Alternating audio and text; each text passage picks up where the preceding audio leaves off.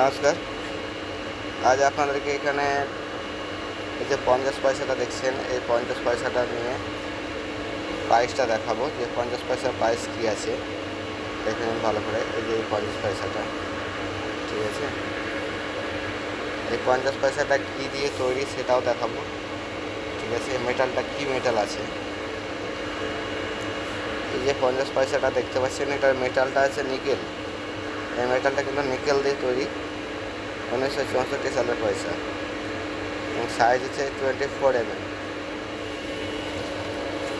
Mint very fine extra fine, ঠিক আছে। তো 200 টাকা যে প্রাইসটা দেখতে পাচ্ছেন, এটা কোনো মতে পাবেন না। এই দুটো যে আছে, এই দুটোর ভেতরে কন্ডিশন ভালো থাকলে পরে আপনাকে এই প্রাইসটা দেবে, নয়তো এই 15 টাকাটাই দেবে, ঠিক আছে। 1 নম্বর। 2 নম্বর, এই কয়েনটা দেখুন,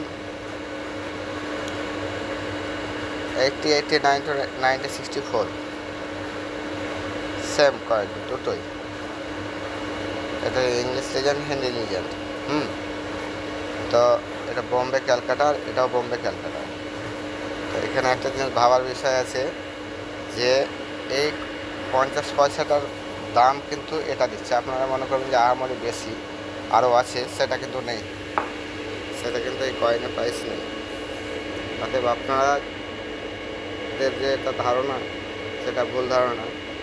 যেটা অনেকে হাজার কিংবা লাখের যে প্রাইস ফেসবুকে দেখতে পাই, সেগুলো কিন্তু ঠিক না, ঠিক আছে।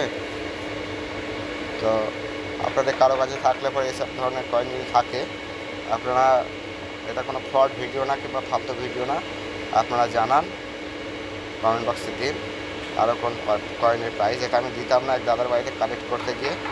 ওনার ডাউট হয় যে এই কয়েনের প্রাইস আরও বেশি আছে, তার জন্য এখানে দেখিয়েওছিলাম।